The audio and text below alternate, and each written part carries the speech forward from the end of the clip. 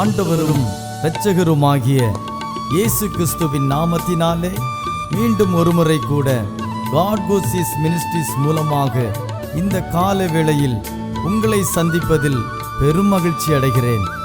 ஆண்டவருடைய பெரிதான கிருபையினாலே 6 மாதங்களை கடந்து 7வது மாதத்தினை காண செய்த தேவனுக்கு கோடான கோடி ஸ்தோத்திரமும் கனமும் மகிமையும் உண்டாவதாக. கடந்த நாட்களிலே தேவனாகிய கர்த்தர் நாம் அனுபவித்த பாடுகளை அறிந்திருக்கிறார். அதை தாங்க பலனையும் தந்திருக்கிறார். அதனால் உண்டான மகிமையையும் மேன்மையையும் வரப்போகிற நாட்களில் நமக்கு நிச்சயமாக உண்டாக போகிறது. நம்முடைய சூழ்நிலைகள், தனிப்பட்ட வாழ்க்கையில் இருக்கிற நெருக்கங்கள் ஒரு விதத்தில் அழுத்தி கொண்டிருக்கலாம். ஆனாலும் தேவனுடைய வார்த்தை சொல்லுகிறபடியே கர்த்தர் ஏற்ற காலத்தை வைத்திருக்கிறார். அந்த ஏற்ற காலத்தை இந்த நாட்களிலே நாம் நிச்சயம் காணப்போகிறோம். என்னோடு சேர்ந்து தேவனை நம்பி அவருடைய நாமத்தினாலே காத்திருங்கள். நிச்சயம் வெற்றி சிறப்போம். கர்த்தருடைய முழுமையான ஆசீர்வாதங்களை பரிபூர்ணமாக பெற்றுக்கொள்ள நீங்கள் ஆயத்தமுள்ளவர்களாக இருப்பீர்கள் என்று விசுவாசிக்கிறேன். கர்த்தர் தாமே இந்த மாதத்திலே நம்மையும் நம் குடும்பத்தினரையும் வெற்றி சிறக்க செய்வாராக. ஆமென்.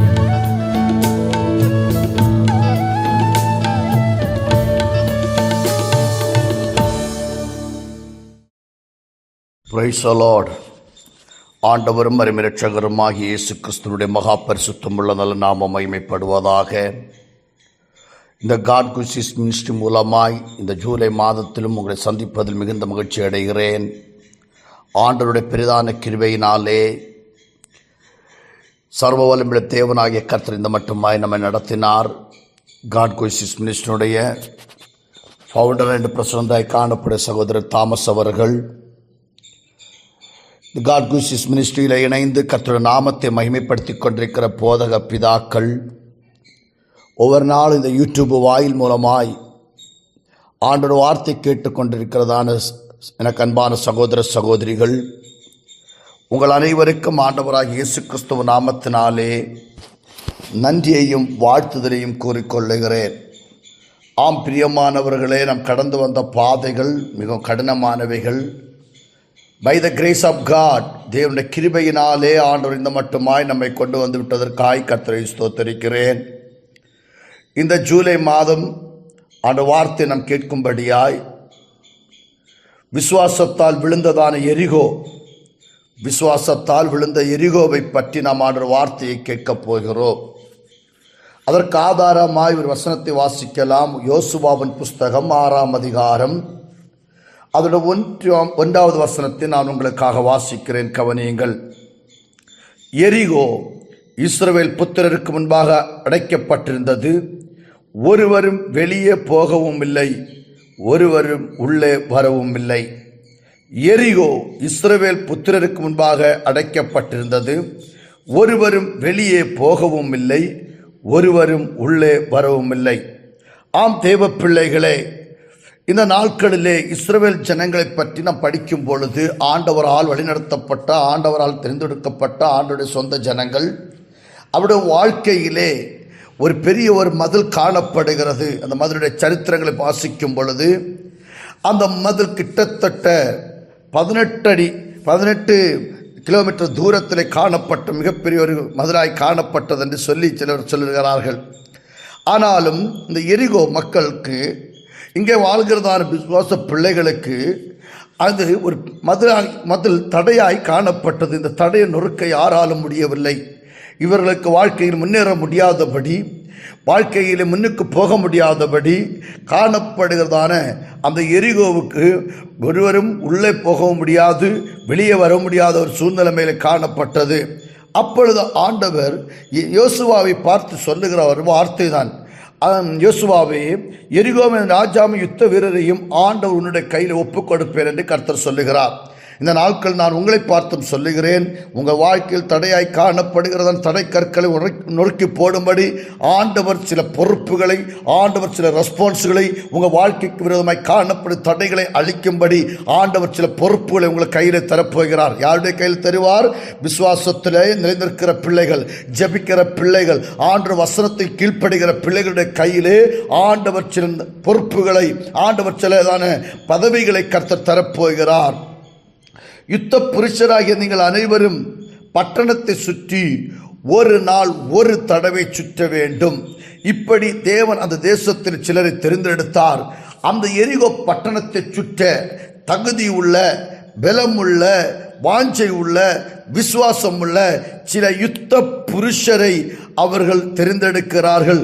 அப்படி ஆண்டவர் சொல்லுகிறார், நீங்கள் முதலாம் நாள் ஒரு தடவை அந்த எரிகோ பட்டணத்தை சுற்ற வேண்டும், மதுரை சுற்ற வேண்டும்.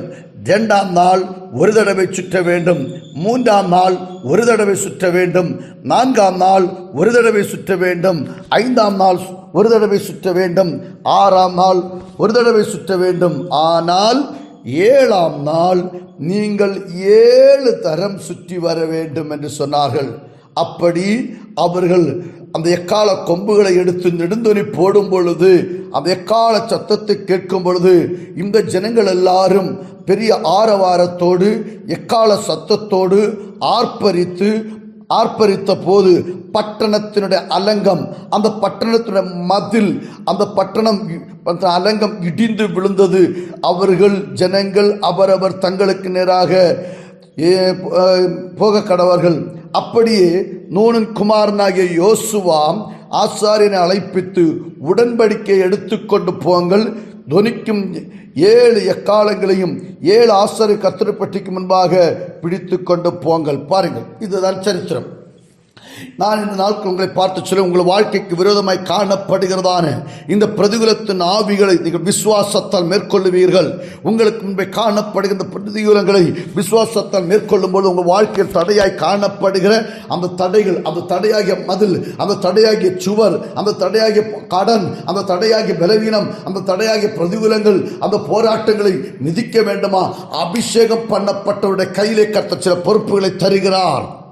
அபிஷேகம் பண்ணப்பட்டதான மக்களுடைய கையில் சில வாக்குகளை கர்த்தர் தருகிறார், சில பொறுப்புகளை கர்த்தர் தருகிறார். நீங்கள் சந்தோஷத்தோடு அதை நீங்கள் பெற்றுக்கொள்ள வேண்டும். பாருங்கள், யோசுவா எரிகோவின் வெளியிருந்து தன் கண்களை ஏறெடுத்து பார்க்கும் பொழுது இதோ ஒருவர் அவனுக்கு எதிரே நின்றார். அவனுக்கு எதிரே நின்றது யார் என்று கேட்டால், அந்த மனுஷனுடைய கையிலே ஒரு பட்டயம் இருந்தது.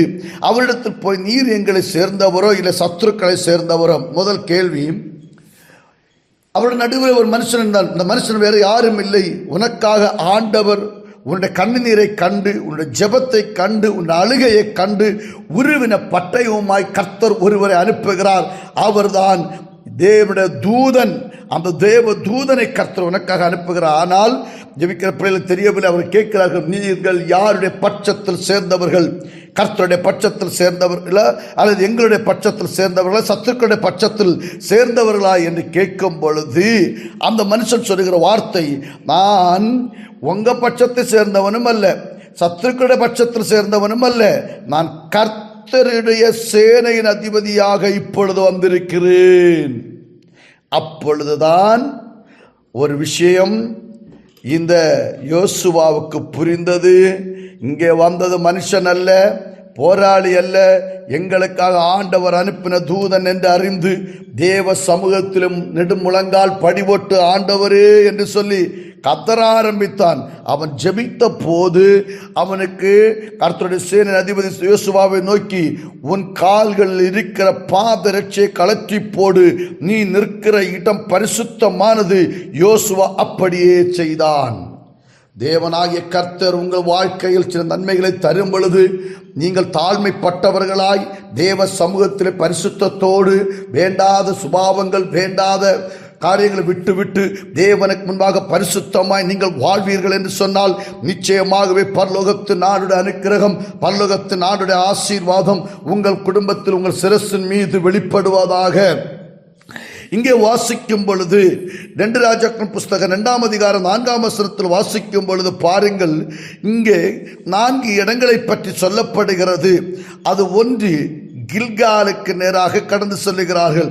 கில்கால் என்ற வார்த்தையின் அர்த்தம் நிந்தையை புரட்டி போடுகிற ஒரு இடம். இந்த கில்காலில் வைத்துதான் சில மாற்றங்கள் அங்கு நடக்கிறது, நிந்தை உருட்டி போடுகிற இடம். இப்பொழுது பாருங்கள், இங்கே 2 ஊழியக்காரர்களை பற்றி வாசிக்கிறோம். இந்த எரிகோவில் இருந்து எலிசா தீர்க்கதரிசியும் எலியா தீர்க்கதரிசியும். அப்பொழுது அந்த எலியா சுழல் காற்றினால் பரலோகத்துக்கு நேராக எடுத்துக்கொள்ளப்பட வேண்டிய நேரம் நெருங்குகிறது. அந்த நேரத்திலே அந்த மனுஷனை பார்த்து, நீர் என்னோடு கூட இருந்தால் நான் உனக்கு நீ வேண்டிக் கொள்ளுகிறதை தருவேன் என்று சொல்லி ஒரு வாக்குத்தத்தம் உண்டு. நீ என்னோடு கூட இருந்தால் சில வாக்குத்தத்தம் உண்டு, நான் உனக்கு தருவேன் என்று சொல்லி. அப்பொழுது எல்லாரும் கேட்கிறார்கள், ஐயா, உம்முடைய எஜமான் மரிக்கப் போகிறார், எலிசாவே உன்னுடைய எஜமான எலியா மரிக்கப் போகிறார், நீர் என்ன செய்ய போகிறீர்? அப்பொழுது எல்லாரும் சொல்லுகிறார்கள், அந்த சாப்டரை விடு, நான் பார்த்து விட, எனக்கு நல்லா தெரியும், போடா என்று சொல்லிக்கொண்டு அவன் போகிறான். அப்படி இருக்கவே அவன் போகிற இடத்திலெல்லாம் கூட போகிறான். அப்படி நிந்தையை புரட்டி போட்ட பெத்தேலுக்கு நேராய் கடந்து செல்லுகிறான். பெத்தேல் என்று சொன்னால் தேவனுடைய வீடாக காணப்படுகிறது. அந்த பெத்தேலுக்கு நேராய் கடந்து சென்று அந்த இடத்திலும் எலியா போகிறார். எங்கே எலியா போகிறாரோ அவரை பின்தொடர்ந்து எலிசாவும் கடந்து செல்லுகிறார். அதிலிருந்து அடுத்ததாக எரிகோவுக்கு நேரே கடந்து செல்ல. எரிகோ என்று சொன்னால் பேரிச்சம் மரங்களின் பட்டணம். அந்த பட்டணத்துக்கு நேராய் கடந்து செல்லுகிறார். அங்கே இருந்து அவர் போகிற இடத்துல கூட போகிறார். அந்த பேரிச்சம் பட்டணம் பிற்பாடு யோர்தானுக்கு நேரே கடந்து செல்லுகிறார். இறங்கி பாயும் ஆறு அல்லது நியாய தீர்ப்பு நதி, அந்த யோர்தானுக்கு நேரே கடந்து செல்லுகிறார். எப்படியாயினும் எலிசாவுடைய ஒரே ஒரு வாஞ்சை, நான் எப்படியாவது அவரை பின்தொடர்ந்து எனக்கு சில நன்மைகள், எனக்கு சில வாக்குத்தத்தங்கள், எனக்கு சில ஆசீர்வாதங்கள், எனக்கு சில நன்மைகள் நான் பெற்றுக்கொள்ள வேண்டும் என்று சொல்லி அந்த ஊழியக்காரன் பாதத்தை பின்தொடர்ந்தது போல இன்னைக்கு சார்வ வல்லமையுள்ள இயேசு கிறிஸ்துவின் பரிசுத்த பாதத்தை பின்தொடர்கிற தெய்வ ஜனமே, உங்களை பார்த்து சொல்லுகிறேன், நீ இவ்வளவு நாளும் ஜெபித்ததும், இவ்வளவு நாளும் ஆண்டவரை பின்தொடர்ந்ததும், இவ்வளவு நாளும் ஆண்டவருக்கு பின்னாக ஓடினதும், இவ்வளவு நாள் கர்த்தரையே பக்தி வைராக்கியத்தோடு ஏற்றுக்கொண்டதும், ஆண்டவருக்காக வாழ தீர்மானித்தது ஒன்றும் வீணல்ல. உங்கள் வாழ்க்கையில் மிகப்பெரிய ஒரு ஆசீர்வாதத்தை, உங்கள் வாழ்க்கையில் மிகப்பெரிய ஒரு சந்தோஷத்தை, உங்கள் வாழ்க்கையில் மிகப்பெரிய ஒரு ஐஸ்வர்யத்தை, உங்கள் வாழ்க்கையில் மிகப்பெரிய சமாதானத்தை பரலோகத்தின் ஆண்டவர் உங்களுக்காக வைத்திருக்கிறார். இந்த ஆசீர்வாதத்தை தடை பண்ணுகிற அவிசுவாச வார்த்தைகள், பலவீனங்கள், வேதனைகள் வரும் என்று சொன்னால் அதை விட்டு எனக்கு முன்பாய் காணப்பட்ட பெரிய மதில் அது விசுவாசத்தால் விழுந்து போவதாக.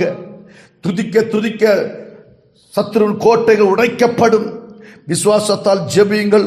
பரலோகத்தின் தேவன் உங்கள் வாழ்க்கையில் மிகப்பெரிய மாற்றத்தை தந்து, ஆசீர்வாதத்தை தந்து, மேன்மைப்படுத்தி, பலப்படுத்தி, திடப்படுத்தி, நீங்கள் உடைக்கப்பட்ட சூழ்நிலைமையிலே உங்களை உருவாக்கி எடுக்கிற அந்த பரலோகத்தின் நாடுடைய ஐஸ்வர்யமுள்ள கரம் உங்களோடு கூட இருந்து வெற்றியாய், அற்புதமாய், அதிசயமாய் உங்களை வழிநடத்தப் போகிறார். அந்த யோசுவாவுடைய வாழ்க்கையிலும் அந்த எரிகோவில் காணப்பட்டதான அந்த எரிகோ மதில் இடிந்து போனது. சரித்திரக்காரர்கள் சொல்ல அது பூமி விழுங்கி அமுக்கி விட்டது. உங்கள் வாழ்க்கையில் காணப்படும் எந்த பிரதிகூலங்களானாலும் அன்பான தேவ பிள்ளைகளே, ஆண்டவருடைய கருத்திலே கொடுப்போம். நிச்சயமாய் உங்களை ஆண்டவர் ஆசீர்வதிப்பார். பெரிய ஒரு ஆசீர்வாதம் உங்களை காத்திருக்கிறது. அதை அனுபவித்து தேவனுக்கு ஒரு மகிமையான சாட்சியாய் வாழ பரலோகத்தின் ஆண்டவர் உங்களை யாவருக்கும் உதவி செய்வாராக என்று சொல்லி என்னோட வார்த்தையை முடிக்கிறேன். பரலோகத்தின் தேவன் இந்த வார்த்தைகளினால் உங்களை ஆசீர்வதிப்பாராக. ஆமேன், ஆமேன், ஆமேன்.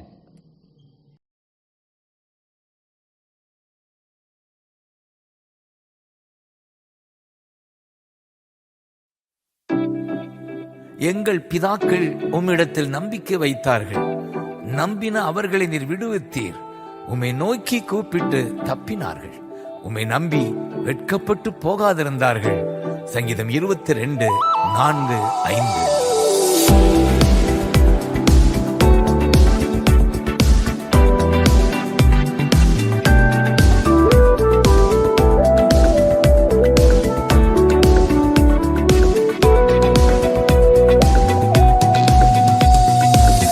முன்னோர்கள் உம்மீது நம்பிக்கை வைத்தார்கள், நம்பியதால் விடுவித்தீர்.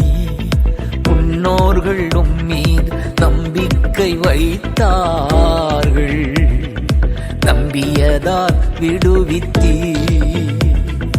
வேண்டினார்கள், கூப்பிட்டார்கள், விடுவிக்கப்பட்டார்கள். வெட்கப்பட்டு போகவில்லை, ஏமாற்றம் அடையவில்லை. வேண்டினார்கள், கூப்பிட்டார்கள், விடுவிக்கப்பட்டார்கள். முகம் வெட்கப்பட்டு போகவில்லை, ஏமாற்றம் அடையவில்லை. முன்னோர்கள் மீது நம்பிக்கை வைத்தார்கள், நம்பியதால் விடுவித்தீர்.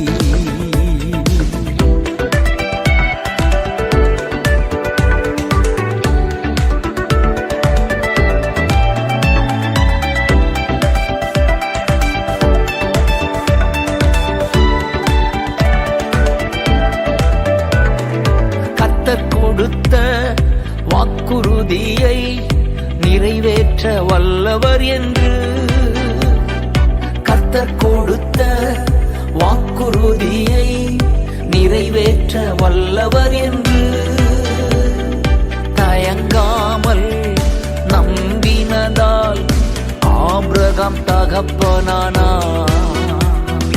தயங்காமல் நம்பினதால் ஆபிரகாம் தகப்பனானார். அறிக்கை செய்வோம், ஜெயம் எடுப்போம், வாக்குறுதி பிடித்துக் கொண்டு. அறிக்கை செய்வோம், ஜெயம் எடுப்போம், வாக்குறுதி பிடித்துக் கொண்டு. முன்னோர்கள் மீது நம்பிக்கை வைத்தார்கள், நம்பியதால் விடுவித்தீர். பாபிலோனிலே சிறைப்படுத்தப்பட்ட தேவ ஜனங்கள் 70வது ஆண்டு முடிவில் விடுதலையாக்கப்படுவார்கள் என்று எரேமியா வழியாக கர்த்தர் சொன்ன வாக்குறுதியை பிடித்து ஜெபிக்கிறார் தானியேல். ஜனங்கள் விடுதலை பெறுகிறார்கள், சொந்த தேசம் திரும்புகிறார்கள். சிறையிருப்பை திருப்புவேன் என்று கர்த்தர் சொன்ன வாக்குறுதியை, சிறையிருப்பை திருப்புவேன் என்று கர்த்தர் சொன்ன வாக்குறுதியை பிடித்துக் கொண்டு தானியேல் என்று ஜெபித்து ஜெயம் எடுத்தார். பிடித்துக் கொண்டு தானியேல் என்று ஜெபித்து ஜெயம் எடுத்தார். அறிக்கை செய்வோம், ஜெயம் எடுப்போம், வாக்குறுதி பிடித்துக் கொண்டு. அறிக்கை செய்வோம், ஜெயம் எடுப்போம், வாக்குறுதி பிடித்துக் கொண்டு. முன்னோர்கள் மீது நம்பிக்கை வைத்தார்கள், நம்பியதா விடுவித்தீர். தன் சகோதரன் தன்னோடு போர் செய்ய வருகிறார் என்று அறிந்த ஜேக்கப், உன் தேசத்துக்கு திரும்பி போ, நான் கூட இருப்பேன், நன்மை செய்வேன் என்று கர்த்தர் சொன்ன வாக்குறுதியை ஜெபிக்கிறார், ஜெயம் எடுக்கிறார். தேசத்திற்கு திரும்பி போனி, நன்மை செய்வேன் என்று சொன்னாரே. தேசத்திற்கு திரும்பி போனி, நன்மை செய்வேன் என்று சொன்னாரே. அந்த திருவார்த்தையை பிடித்துக் கொண்டு ஜேக்கப் ஜெயம் எடுத்தார். அந்த திருவார்த்தையை பிடித்துக் கொண்டு ஜேக்கப் ஜெயம் எடுத்தார். அறிக்கை செய்வோம், ஜெயம் எடுப்போம், வாக்குறுதி பிடித்துக் கொண்டு. அறிக்கை செய்வோம், ஜெயம் எடுப்போம், வாக்குறுதி பிடித்துக் கொண்டு. முன்னோர்கள் மீது நம்பிக்கை வைத்தார்கள், நம்பியதால் விடுவித்தீர். முன்னோர்கள் மீது நம்பிக்கை வைத்தார்கள். நம்பியதால் விடுவித்தீர்.